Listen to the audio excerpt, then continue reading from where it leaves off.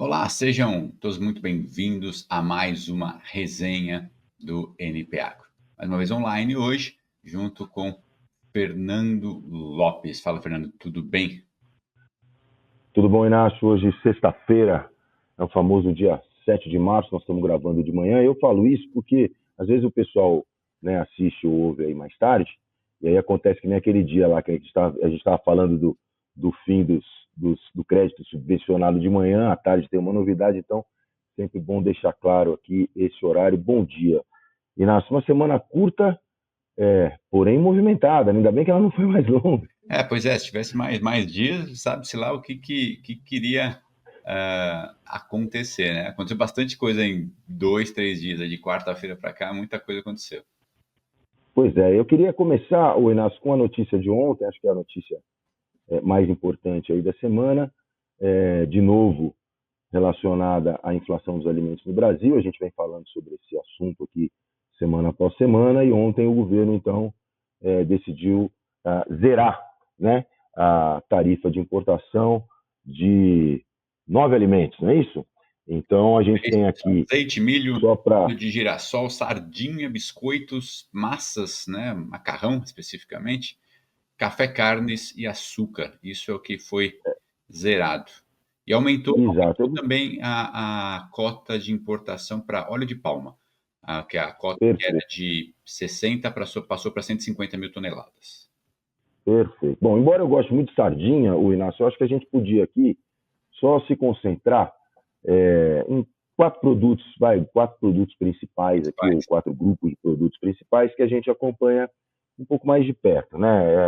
Carnes, açúcar, café e milho. Então vamos começar pelas carnes. Eu acho que as carnes a gente tem realmente é uma questão muito importante para o governo. A gente lembra da promessa do presidente Lula, Teremos ainda picanha. o candidato Lula, né, que todo mundo ia comer picanha e tudo mais. As coisas estavam indo até relativamente bem, né, o Inácio? Se a gente lembrar aqui do primeiro semestre, por exemplo, do ano passado, a gente estava até numa situação relativamente confortável. A gente estava com os preços da carne bovina relativamente sob controle, frango, carne de frango, suínos, custos de produção mais baixos, enfim, a situação estava ali aparentemente sob controle. A coisa começa a mudar no segundo semestre, né? No segundo semestre, os preços do boi têm uma disparada muito forte em muito pouco tempo, né? Aqui no mercado doméstico. Isso se reflete nos preços da carne bovina, e a gente viu as carnes, então, bovinas, a carne bovina no varejo subir bastante no fim do ano, o que acaba sempre carregando consigo as outras proteínas, né? A carne bovina é a carne Referência, né? de É um desejo de preço de consumo, referência. referência. Exatamente. É a mais cara, então, sempre que a carne bovina sobe, as outras acabam subindo junto, até por uma substituição de consumo e tudo mais, né? Então, a gente tem, Inácio, você escreveu sobre isso esses últimos dias, a gente tem, aparentemente, uma mudança de ciclo da pecuária em curso no Brasil, né? A gente vem de um ciclo, aquele ciclo de oferta abundante, preços mais baixos, para a gente ter agora, talvez a gente esteja aí no meio, tem gente que diz que já terminou, tem gente que diz que ainda vai ser, mas estamos aí vivendo essa mudança de ciclo. A gente vai ter, então, um ciclo de oferta mais baixa, boi mais caro e, consequentemente, uma pressão maior sobre preços da carne e sobre o consumo. Você escreveu um pouco sobre isso essa semana, né? Exato, assim, zerar o imposto, que era de 10 até 10,8, dependendo da carne, do corte, tudo mais, era até 10,8%. Zerar o imposto não vai fazer com que o preço da carne caia, né? Mesmo porque, assim, o Brasil é o segundo maior produtor de carne do mundo, é o maior exportador, segundo maior produtor de carne do mundo. E 70% do que a gente produz, mais ou menos, né, números redondos, 70 e poucos por cento, fica aqui no mercado interno. Então, nós somos grandes consumidores da nossa própria produção. Se exporta relativamente pouco comparado com outros produtos aí. Então, assim, a produção já está aqui, o consumo já está aqui. O que a gente está esperando, né? O USDA soltou um relatório essa semana, uma análise deles, dizendo que eles até esperam que em 2025 tenha uma queda de 1%. Tem algumas outras consultorias que falam que o consumo pode cair até 2%, porque vai ter menos carne sendo produzida, né? Ou seja, a retenção de animais, a disponibilidade de animais para abate vai ser menor, uma retenção maior de animais para gerar mais bezerros, aproveitando essa inversão do ciclo. Então teremos menos carne, né? Um volume menor. O volume menor e a demanda se mantendo relativamente estável, o preço sobe. Se o preço sobe, existe uma tendência de queda nesse consumo de carne bovina. É pouco, né? 1%, mas já é um sinal de que os preços efetivamente não tendem a cair. Ninguém está olhando um pouco mais para frente, para o segundo semestre, e dizendo que o preço da carne vai cair. Pelo contrário, a ideia é que o preço suba, né? Isso, por um lado, para os frigoríficos é ruim, porque aumenta o custo de produção e tudo mais. Do lado do pecuarista é bom, porque volta a melhorar a renda dele, que ficou prejudicada aí nos últimos 2 anos por conta da oferta abundante de animais que a gente teve. Então, nas carnes, não vejo como esse zerar impostos pode baixar o preço da carne aqui no Brasil, mesmo porque não dá para comprar, assim, as origens, né, da onde a carne pode vir para abastecer essa demanda aqui no Brasil, são pouca gente que pode oferecer para a gente. Os Estados Unidos, que é o maior produtor, né, lá o preço está muito mais caro do que aqui, então é inviável, ou seja, não faz sentido. Argentina, Paraguai, Uruguai, alguma coisa de Colômbia, talvez. Então, pode ser que a gente tenha aqui na América do Sul alguma disponibilidade. Mas tem o Mercosul, questões tarifárias que já têm os seus benefícios, então eu não sei o quanto que isso vai se reverter numa queda efetiva de preço para o consumidor doméstico no mercado interno, que é o que o governo espera que haja essa redução. Pois é, uma redução, se é que vai haver, em quanto tempo vai haver e tudo mais tal. Eu acho que, só voltando um pouquinho no teu raciocínio, né? Eu acho que é isso. A gente poderia importar, teoricamente, carne dos Estados Unidos, que em condições normais são grandes exportadores, porém estão vivendo o ciclo da pecuária de oferta baixa, né? Então, o que aconteceu, por exemplo, no ano passado, no início desse ano? Os Estados Unidos se tornaram o segundo principal destino das exportações brasileiras exatamente por isso. Os Estados Unidos se tornaram destinos importantes das exportações também dos outros países da América do Sul por causa disso. Então, quando a gente zera essa tarifa aqui, vira uma questão de arbitragem, né? Quer dizer, as empresas que estão, e aí as empresas que estão estabelecidas aqui na América do Sul, e aí tem uma empresa que se destaca demais, que é a Minerva Foods. Que se deu bem. Né? A Minerva Foods é muito forte, a Minerva Foods é a maior exportadora de carne bovina da América do Sul, já à frente de JBS, à frente de Marfrig, inclusive, né?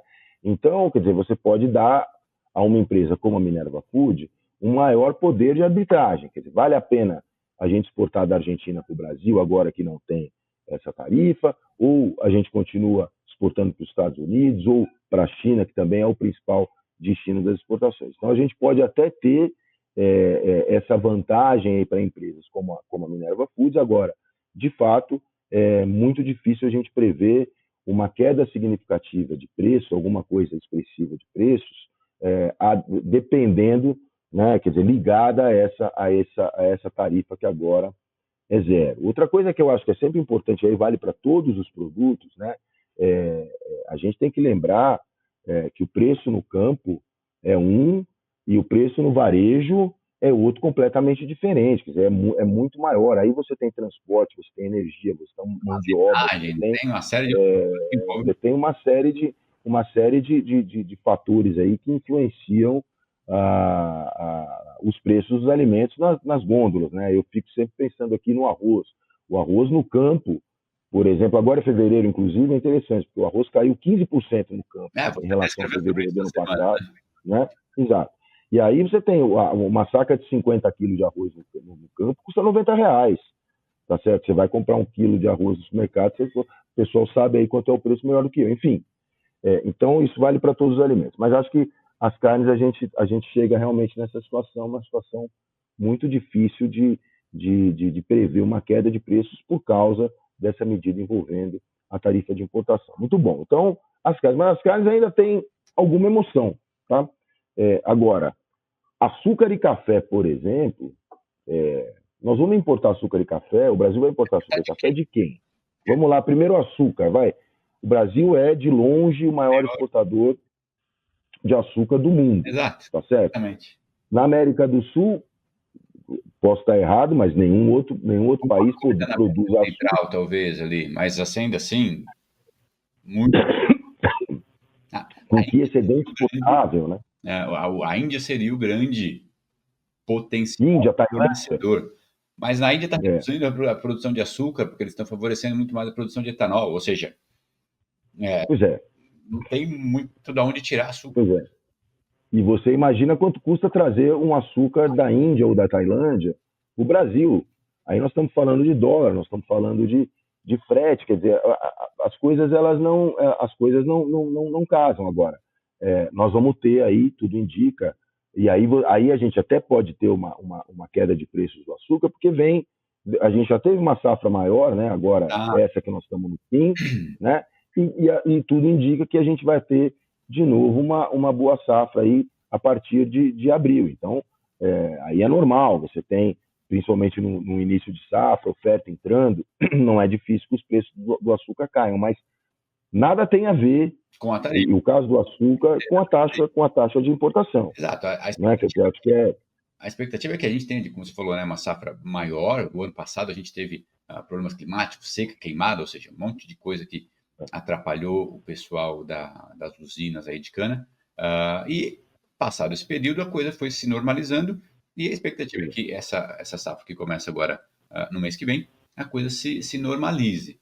E como você falou, a oferta vai começar a entrar, a tendência é que o preço venha a cair. Então, não dá para a gente colocar nessa conta da tarifa de importação, porque vai valer muito a pena como é que vamos a gente acompanhar os dados do Ministério da Indústria e Comércio Exterior para ver efetivamente se a gente está importando mais, ou seja, isso é o grande indicador para a gente conseguir medir a eficiência dessas medidas todas, né?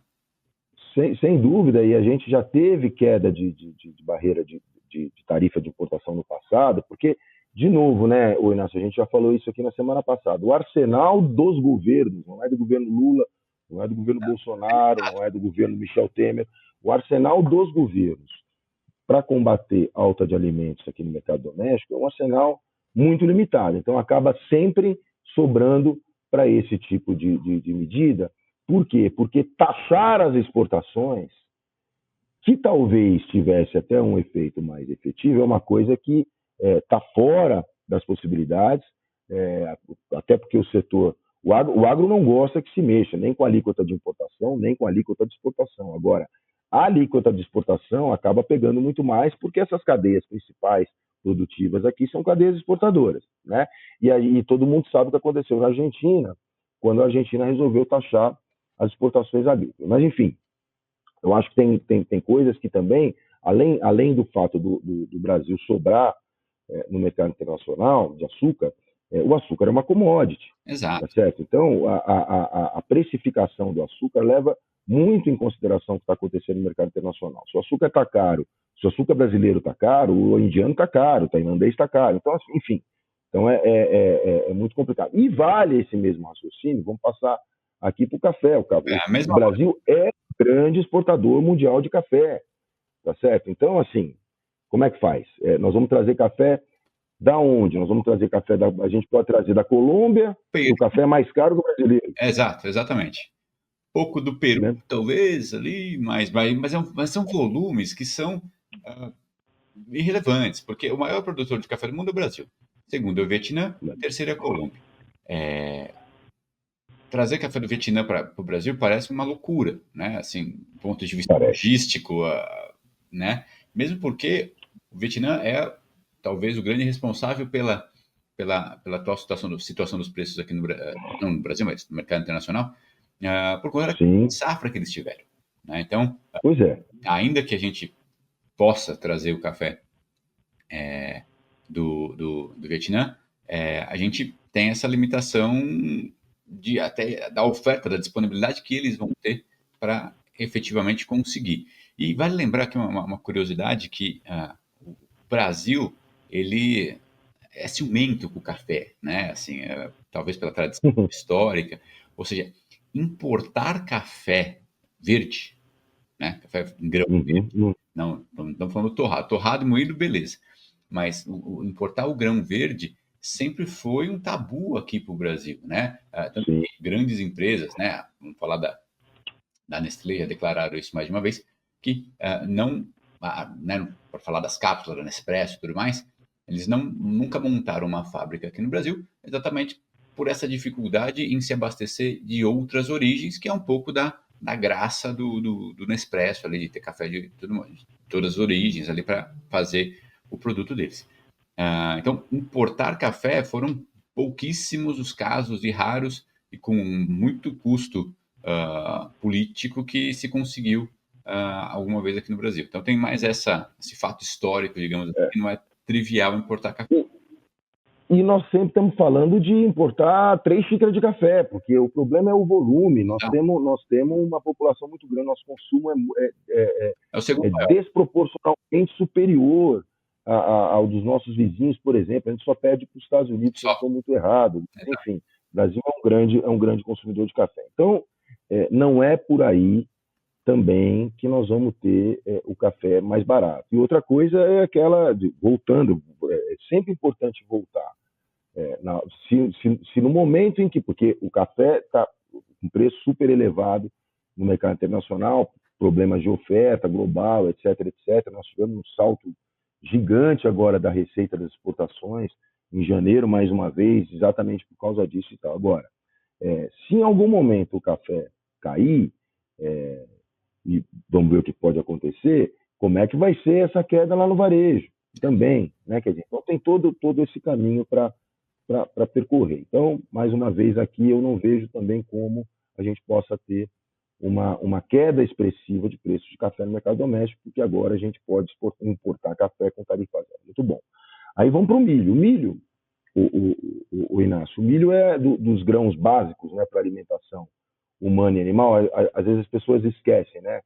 Soja e milho tem ali a sua função para alimentação humana, mas soja e milho são a base das rações de aves e suínos no mundo inteiro, Sim. certo? Quer dizer, aves, suínos, enfim, é fundamental, porque esses grãos são fundamentais para a produção de rações. Então, nós estamos vivendo, hoje, o Brasil está com uma previsão de recuperação, né, da sua safra de milho, nós vamos ter mais 100 milhões de toneladas, aí quase 100 milhões só na safrinha, tudo indica que isso vai dar, que vai ficar por aí mesmo. Mas, do ponto de vista global, a gente tem um aperto na relação entre oferta e demanda, né? Então, os estoques mundiais eles estão em queda, eles estão muito mais apertados do que estão os estoques de soja, por exemplo. Então, a gente já tem esse fator atuando sobre os preços internacionais. O milho também é uma commodity, tá certo? Então, o milho também tem boa parte da sua formação de preços vinda do mercado internacional. E nós estamos com o mercado internacional mais apertado. Não é isso? Tanto que os Estados Unidos vão até plantar mais milho, provavelmente em 24 e 25. Mas, enfim, de novo, o Brasil é o segundo maior exportador de milho hoje em dia. Foi o primeiro aí há algum tempo atrás, e agora caiu para segundo, agora precisamos ver como é que vai ficar. Mas também não é possível prever uma queda expressiva de preços de milho, e com isso da ração e do ovo, como disse o vice-presidente Geraldo Alckmin ontem, que foi quem foi escalado para conversar, para dar notícia, até pelo agro resistir menos, talvez, ao Geraldo Alckmin do que ao Lula, né? Mas, enfim, o preço do ovo não vai cair por causa disso. Vai ser até muito, muito difícil, né? Ou eu tô errado aqui. Não, tá certíssimo, assim, o milho no mercado internacional, como você falou, tem esse balanço, né, de oferta e demanda mais apertado. Os Estados Unidos vai plantar milho exatamente porque vai plantar mais milho, né? do que soja esse ano, exatamente porque o preço está mais atrativo, né, do que plantar soja. Então, assim, e de novo, né, da onde é que a gente traria milho para abastecer aqui o Brasil, né? Então, dos Estados Unidos, já aconteceu, mas eram situações muito atípicas, né? Da Argentina, talvez alguma coisa. Então, de novo, esperar que reduzir tarifa de importação vá conseguir mexer nos preços de uma forma tão acentuada como se espera, porque tem isso, né? Assim, o consumidor ele quer ver o preço cair para ele, seja lá o que aconteça, Sim. e da forma mais rápida possível. E geralmente esse tipo de coisa leva tempo e não cai na mesma proporção que o consumidor espera, né? Na ponta é sempre complicado, né? Essa queda de preço, Então, né? eu E vejo, de novo, estou sendo repetitivo, que essas medidas, elas politicamente sinalizam, né, como a gente falou, uma ação, alguma coisa, precisamos fazer alguma coisa para tentar conter a uhum, alta de preços. Quais são as ferramentas que a gente tem na mão? Puta, temos aqui tarifa de importação que dá para tirar. Vamos tirar, né? é, Você expõe isso, conta uma história, faz evento, chama a imprensa e tudo mais. Ah, isso sai em todo lugar.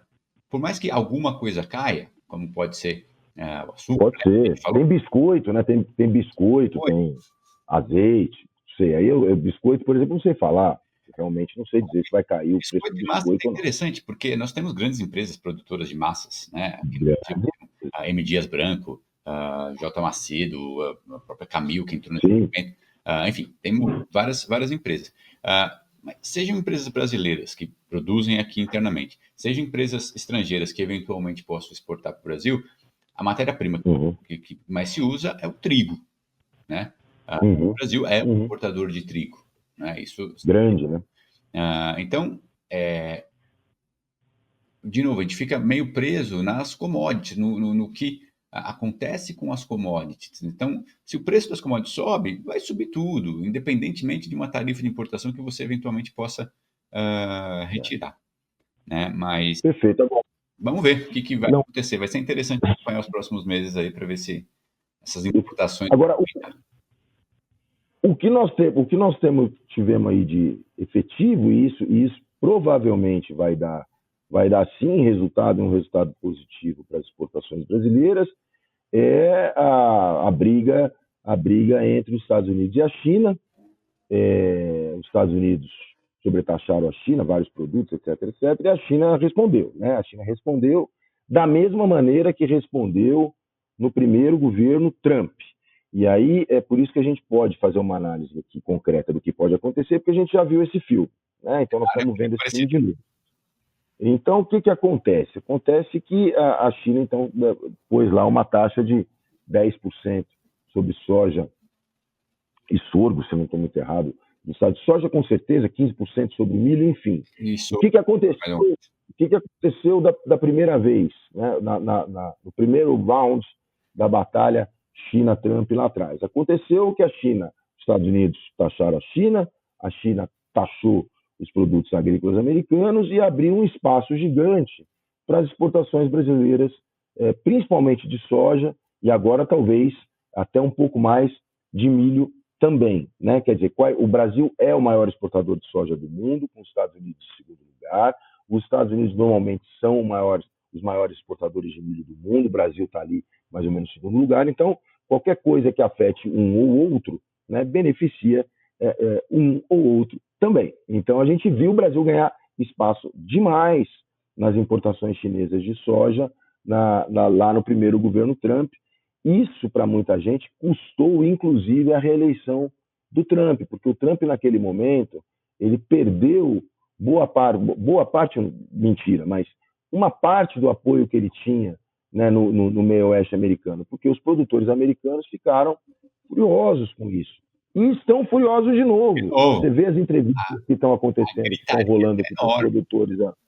E falando o quê? Exatamente a mesma coisa que nós estamos falando aqui. Quem vai ganhar com isso é o Brasil. Sim. Isso que está dizendo não sou eu. são os produtores americanos. Por quê? Porque nós já passamos por isso, né? Não, já viram isso, os produtores lá, as associações de produtores de agrícolas de soja, né, milho e tudo mais, lá nos Estados Unidos, que tem um poder de lobby fortíssimo, né, e que o setor agrícola, né, agropecuário americano, novamente teve um apoio relevante para a eleição novamente do Trump. Agora se vem na mesma situação com essa briga do Trump com a China e com o resto do mundo, estão se vendo prejudicados novamente, né? E nesse meio tempo, eu não sei se o Brasil teria condições de exportar mais soja para a China, porque já exporta muito. Já exporta aberto. Mas você tem aquela de destinos, né? Os Estados Unidos deixam também de exportar para a China, passam a exportar para outros mercados, o Brasil perde espaço em outros mercados, se concentra mais na China. Foi mais ou menos o que aconteceu da outra vez. Mas o milho pode ser o grande vencedor aí dessa disputa, porque nesse intervalo entre a saída do Trump e o retorno dele para a Casa Branca, a China liberou a importação de milho do Brasil, uma coisa que não, do ponto de vista sanitário, tinha algumas barreiras e tal, a China derrubou isso. E o Brasil, assim, está nadando de braçada em relação a esse mercado que está se abrindo lá. Com a barreira que a China está colocando para os grãos americanos, talvez o Brasil se beneficie novamente, né? Ou seja, o milho seja a nova soja para o Brasil nessa briga entre China e Estados Unidos, né? E vale lembrar que, assim, a gente, nas nossas entrevistas aqui em vídeo, a gente falou na época que o Trump foi eleito, falamos com o professor Décio Humberstein, né, o professor economista José Roberto Mendonça de Barros, Marcos Bianchi, e todos eles falavam assim, olha, temos que ver o que vai acontecer. E a coisa está começando a acontecer, que é a mesma coisa, né, do que a gente já... O que aconteceu outra vez. Sem grandes novidades, sem grandes criativos. O pessoal não está sendo criativo, né? Está mantendo as mesmas estratégias. E aí, desse ponto de vista, para azar do governo, se aumentar a demanda pelos grãos brasileiros, a gente tem, naturalmente, um aumento de preço, que foi o que a gente teve da outra vez que isso aconteceu. Bom, Inácio, é isso. Acho que o recado aqui, essa discussão, a gente vai continuar falando nisso. Vamos acompanhar a fila de navios com alimentos importados que vão se formar, né? A fila que vai se formar por alguns portos. E eu acho que é isso. Bom, o carnaval chegando ao fim, né? Sei que você deve ir para os blocos ainda agora no fim de semana, mas a partir da semana que vem a coisa, o bicho pega e a gente vai ter bastante coisa para acompanhar aqui. Mais uma vez, foi um prazer estar com você. Prazer, meu caro, tudo de bom, bom final de semana e nos vemos de novo na próxima sexta-feira. Valeu, abraço. Até mais.